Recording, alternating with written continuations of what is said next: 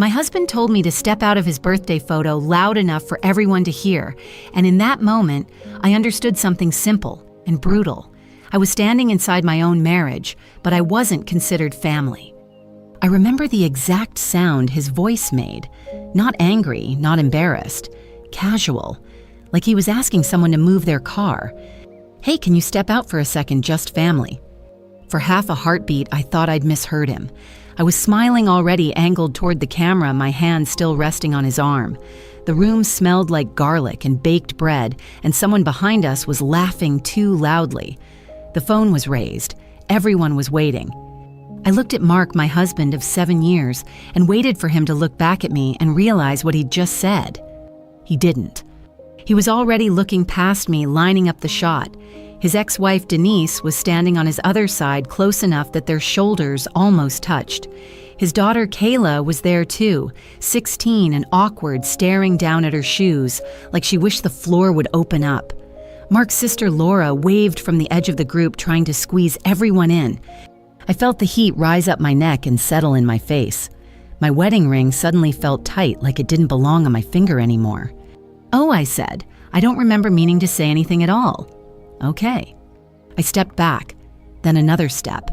Someone shifted to fill the space where I'd been standing, like water closing over a stone. The camera clicked. I turned and walked out of the banquet room before anyone could say my name. That was the climax, whether Mark knew it or not. Everything else came after. The restaurant was Maggiano's in Naperville, Illinois, a place we'd been to a dozen times over the years, always for birthdays or anniversaries. Safe, familiar, middle-of-the-road Italian food that everyone could agree on. The kind of place where the servers wore black vests and called you folks. It was Mark's 52nd birthday, Wednesday night, 7:18 p.m. according to the clock above the hostess stand that I stared at while I waited for my eyes to stop burning. I could still hear the party behind me, forks scraping plates, a burst of laughter, the low hum of conversations layered on top of each other, life going on uninterrupted. I walked past an older couple waiting to be seated. The woman glanced at me, then away the way people do when they sense something is wrong but don't want to get involved. My heels clicked too loudly on the tile. I could feel my hands shaking as I pushed through the glass doors and out into the parking lot. The air outside was cool early fall. I stood there for a second, breathing it in, trying to slow my heart down. The smell of marinara clung to my clothes.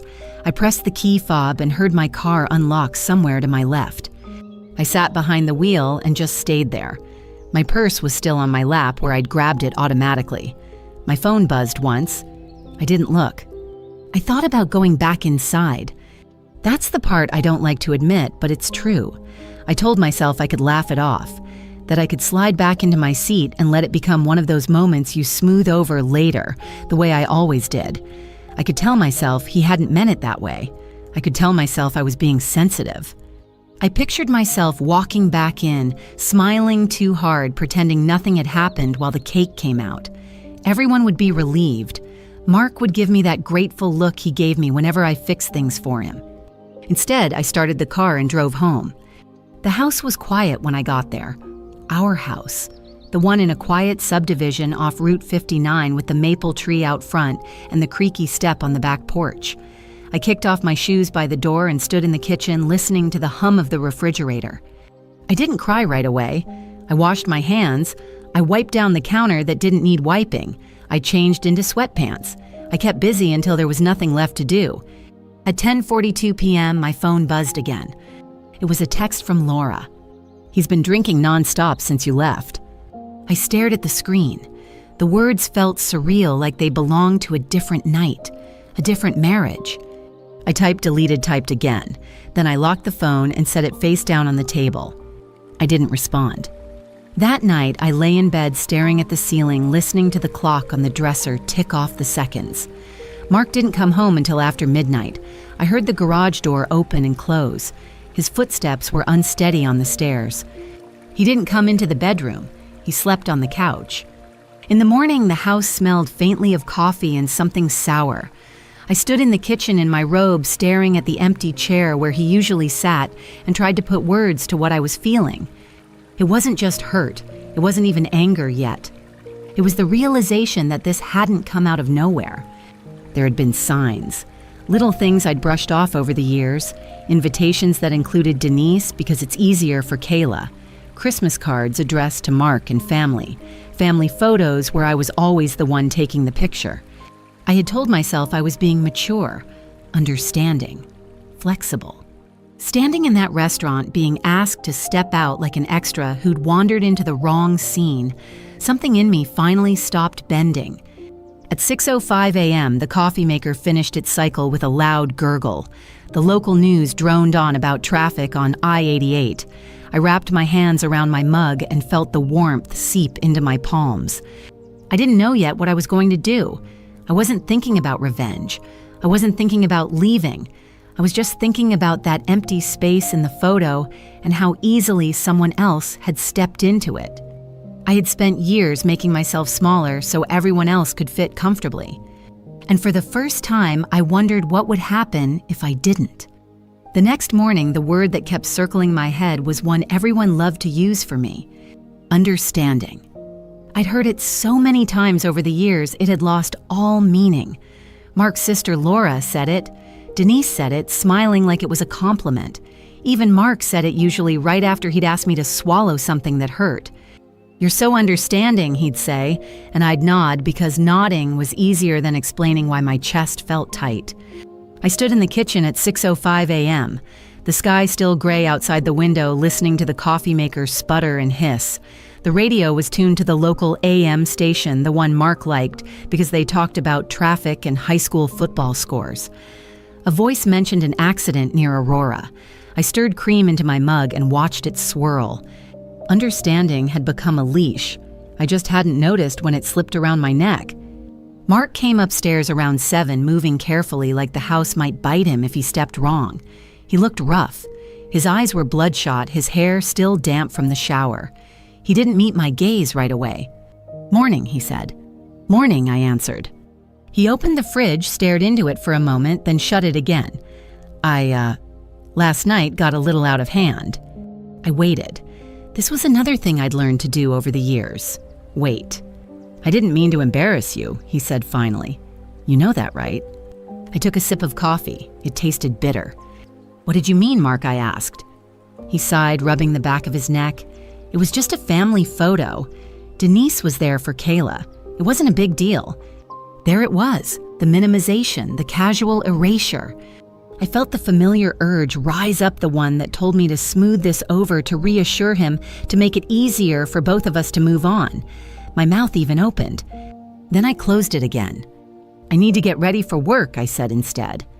He looked startled, like I'd missed a line in a script we both knew by heart. "Okay," he said slowly. I left the kitchen before he could say anything else. At work, I couldn't concentrate. I work as an office manager for a small construction company in Lisle. Nothing glamorous. Phones, invoices, schedules. The kind of job where everyone assumes things just happen by themselves. By mid-morning, Sharon from accounting leaned over my cubicle wall. "You okay?" she asked. Sharon was 62, sharp as a tack with short gray hair and a habit of cutting straight to the point. I trusted her. "I'm fine," I said automatically. She raised an eyebrow. "You want to try that again?" I laughed, short and humorless. My husband told me to step out of his birthday photo last night, said it was just family. Sharon didn't gasp or cluck her tongue. She just nodded once. "That'll do it." "That'll do what?" "Make you tired," she said, real tired. She went back to her desk without another word. Somehow that made me feel seen in a way all the reassurance in the world wouldn't have. All day memories kept surfacing uninvited. Like the Christmas cards. Every December I picked them out at Target, the heavy cardstock with the snowflakes embossed on the front. I wrote each address by hand. I signed them Mark and Sarah. When thank you texts came in, they were always addressed to Mark. Once his aunt even wrote back, "So nice of Denise to think of us." I remembered the neighborhood barbecue last summer when someone asked how long Mark and Denise had been divorced, and he answered while I stood right there holding a tray of burgers. No one corrected themselves. Neither did he. I remembered standing behind the camera at Kayla's middle school graduation, zooming in so everyone else could fit. At the time, I told myself this was what being mature looked like. This was what a second marriage required: flexibility, grace. By the time I drove home that evening, the word had curdled in my mouth: understanding. Mark wasn't home yet. I reheated leftovers and ate standing up at the counter. The house felt too quiet. After dinner, I opened the hall closet to grab the vacuum and nearly tripped over a stack of papers that had slid out onto the floor. I crouched down to pick them up, irritated. Mark had a habit of shoving things wherever they fit: old mail insurance statements, manuals for appliances we didn't even own anymore. As I stacked the papers, I noticed a manila folder with handwriting on the tab: mortgage/deed/insurance. I froze. I don't know what made me sit down right there on the hallway floor and open it. Maybe it was exhaustion, maybe it was instinct, or maybe some part of me was already looking for proof that I wasn't imagining things. Inside were copies of our mortgage statements, the home insurance policy, and the deed to the house. Our house. Both names were there, his and mine, clear as day. I kept flipping. There were bank statements from our joint account, emails printed out, old ones with dates from years ago. One caught my eye. "Hey babe, it started. Can you sign this real quick? It's just for the refinance. You're better with paperwork anyway." I remembered that night. He'd handed me the papers at the kitchen table, already half asleep, trusting me to handle it. I had, without question. I sat back against the wall, the folder in my lap. For years, I'd let everyone believe I was on the sidelines, that I was extra, optional. On paper, though, I was anything but. My phone buzzed, a text from Laura. "I hope you know Mark loves you. He's just bad with emotions." I stared at the message, then set the phone down without answering. Later that night, lying in bed alone, I stared at the ceiling and let myself think the thought I'd been avoiding all day. What if I stopped being understanding? What if I stopped translating his behavior into something easier for other people to swallow? The idea scared me more than I expected. Being the agreeable one had been my role for so long, I wasn't sure who I'd be without it. But as I drifted off to sleep, one thing was clear. I wasn't invisible on paper. And maybe that mattered more than anyone realized. I didn't go looking for leverage. I stumbled into it the way you stumble into the truth, by cleaning up someone else's mess. Saturday morning, Mark was out golfing with his brother-in-law, trying to pretend nothing was wrong. I stayed home and did what I always did when my nerves were shot. I organized. Drawers, files, the kind of quiet physical work that lets your brain catch up. I pulled everything out of the hall closet and spread it across the living room floor. Old manuals, warranty cards, stacks of unopened mail with Mark's name on them. I sorted, recycled, stacked. That's when I found the credit card statements. They weren't hidden, just shoved into an old shoebox like they'd take care of themselves. I sat cross-legged on the rug and flipped through them, my stomach tightening with each page. Charges I recognized: Home Depot, Costco, the gas station near his office, and others I didn't. A new set of golf clubs, a weekend hotel in Milwaukee, bar tabs that made my eyebrows rise. I opened my laptop and logged into our bank account.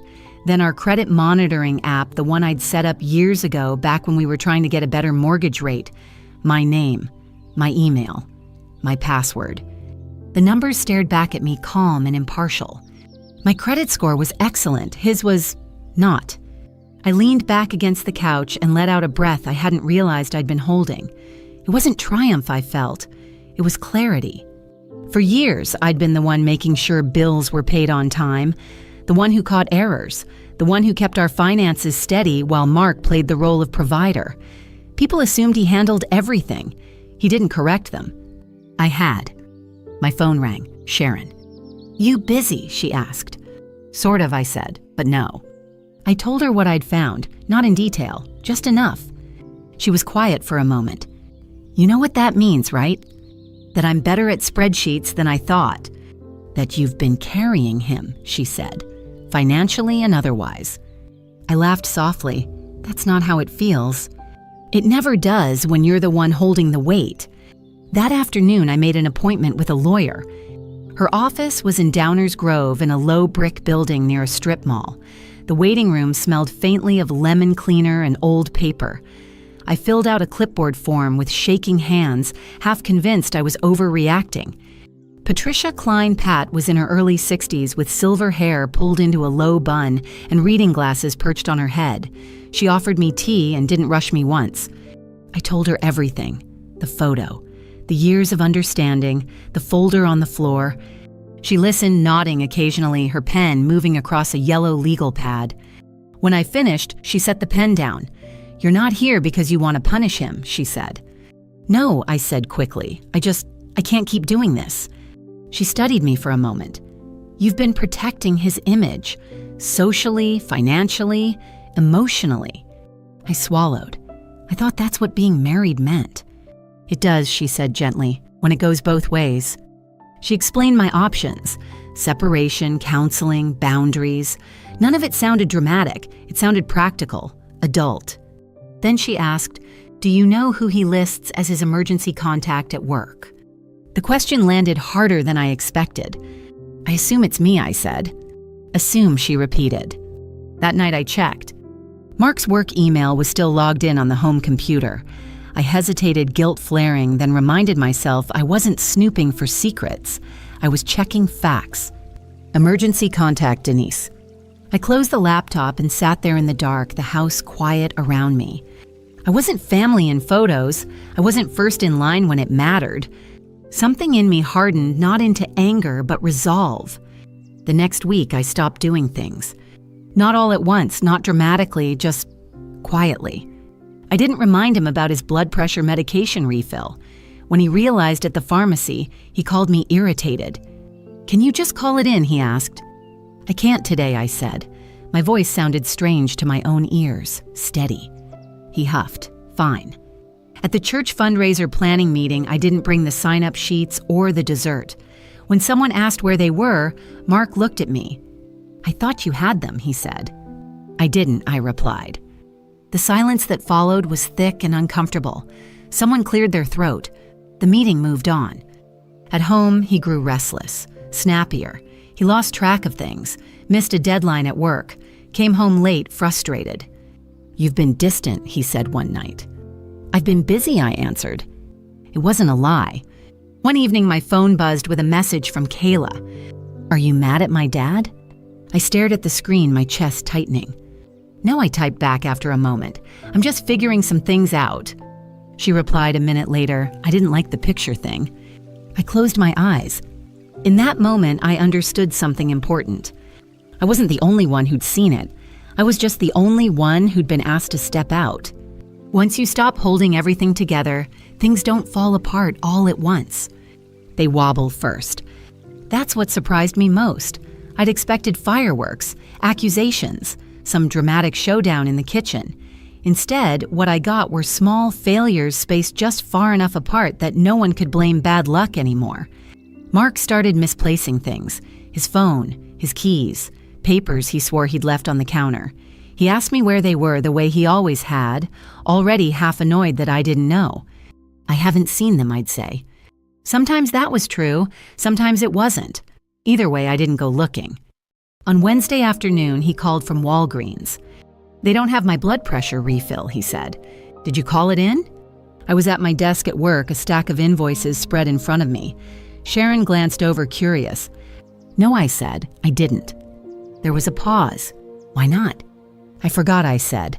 Again, not a lie, just not the whole truth. He exhaled hard. "I guess I'll deal with it." After I hung up, my hands were shaking. I sat there for a long moment staring at the phone. This was harder than I'd expected. Not because it was wrong, but because it went against every habit I'd built. For years, I'd been the quiet safety net, the backup plan, the one who noticed before things went wrong. Now I was letting them go wrong. Friday night, we attended a neighborhood barbecue hosted by the Wilsons 2 doors down. Normally, I'd have brought a salad or dessert arrived early, helped set up. This time, I showed up empty-handed 10 minutes late, wearing a plain sweater, instead of the cheerful hostess version of myself. Mark noticed immediately. "You didn't make the pasta salad," he asked too loudly. "I didn't," I said. He frowned, confused, like he was missing a step in a dance. "I thought you were going to." "I didn't say that."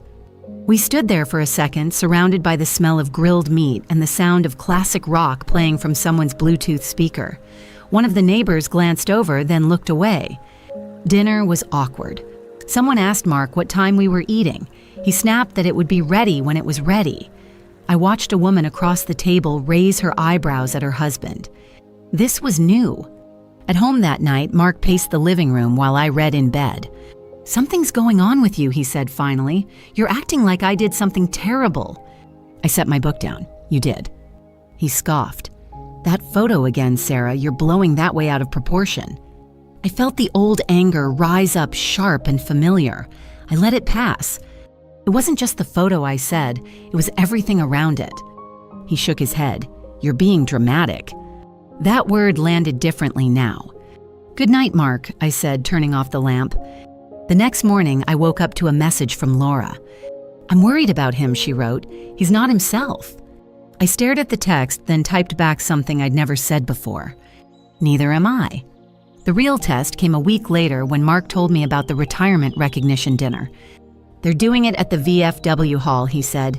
"Saturday night, a bunch of people from church and work. I need you there." The way he said it made something twist in my chest.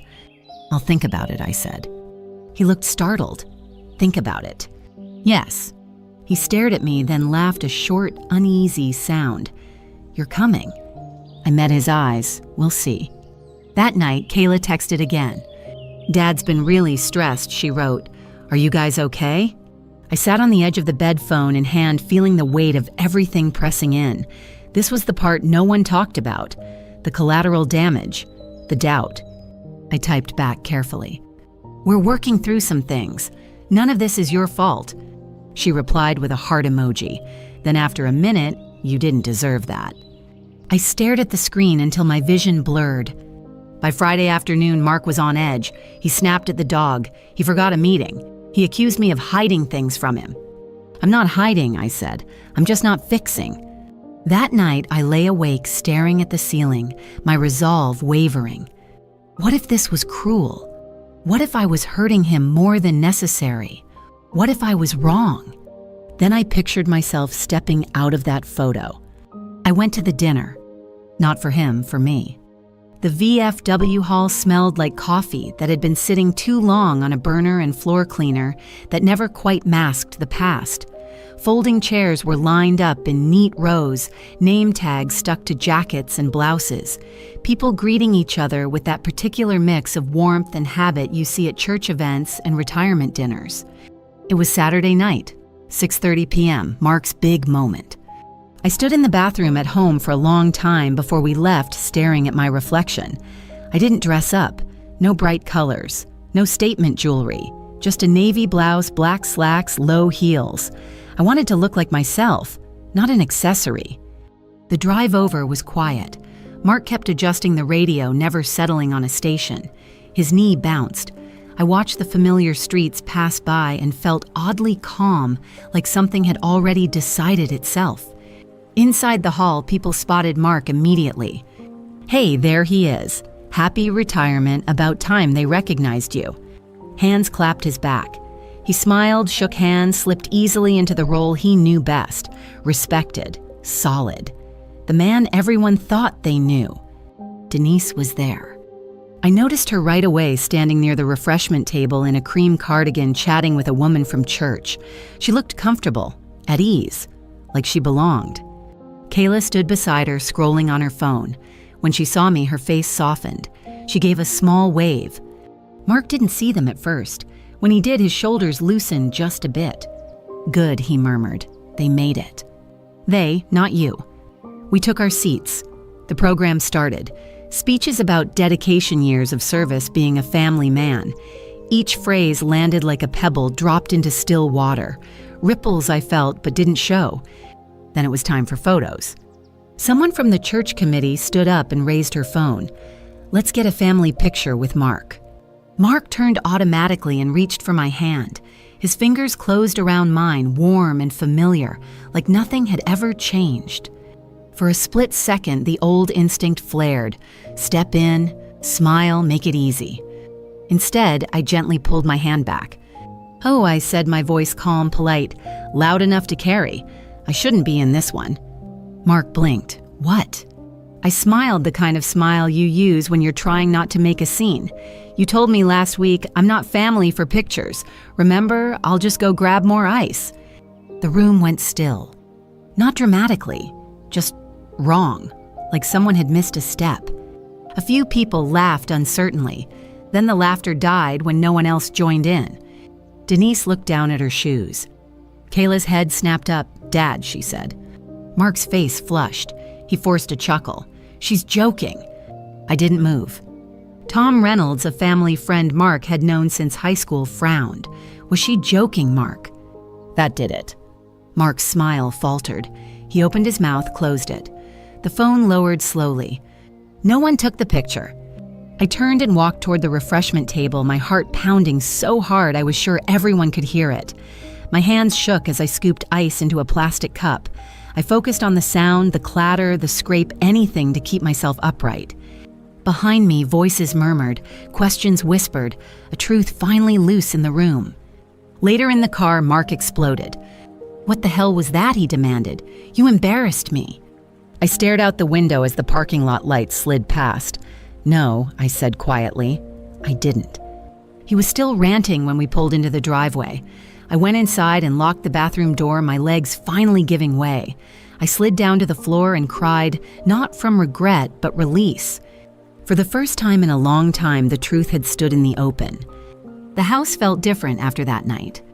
Quieter, yes, but also clearer, like a window that had finally been wiped clean. For a few days, Mark and I moved around each other carefully, speaking only when necessary. He slept on the couch again. I didn't ask him to come back to bed. He tried anger first, then self-pity, then silence. On Tuesday evening, he stood in the kitchen while I rinsed dishes, watching me like he was waiting for something. "You didn't have to do that," he said finally. I turned off the faucet and faced him. I didn't have to step out of that photo either. He rubbed his face, suddenly older than I'd ever seen him. "You made me look like a fool." I shook my head. "You looked like yourself." That was the moment something shifted, not snapped, shifted. Over the next few weeks, the consequences settled in, not all of them dramatic, but all of them real. Some people from church stopped calling me the way they used to. Others reached out quietly. Sharon brought me coffee one morning and said about time with a small smile. Laura called once, awkward and subdued, and said she hadn't realized how things looked from the outside. I didn't realize how they looked from the inside, I told her. Kayla came over one Saturday afternoon while Mark was out. We sat at the kitchen table, the same one where I'd signed papers years ago without thinking. "I'm glad you said something," she said, picking at the edge of a napkin. I always felt like I was supposed to pretend nothing was weird. I reached across the table and squeezed her hand. "You never have to pretend with me." That mattered more than I expected. As for Mark, the reckoning was slower. He asked awkwardly about counseling. We went to 2 sessions. We talked about boundaries, about respect, about what family actually meant. I also opened a separate checking account in my own name, updated beneficiaries, took my name off a few things and put it firmly on others. Nothing dramatic, just clear. One evening, weeks later, Mark asked if we could talk. "I don't want to lose you," he said. I believed him, but belief wasn't enough anymore. "I don't want to lose myself," I replied. Whether our marriage would survive was still an open question. What wasn't open anymore was my place in it. One morning, I stood alone in the kitchen, sunlight streaming in through the window, coffee warming my hands. I took a picture, not for anyone else, not for social media, just for me. My face a little tired, a little older, but steady. I printed it out and stuck it on the fridge with a magnet. In the picture of my life, I wasn't stepping out anymore. If you've ever been asked directly or quietly to make yourself smaller so someone else could feel bigger, I hope you remember this dignity doesn't come from being included by permission. It comes from standing where you belong. If this story felt familiar, you're not alone, and you're not too old, too late, or too much to take your place back. Thank you for listening. Share it if it resonated. Stay if you need the reminder.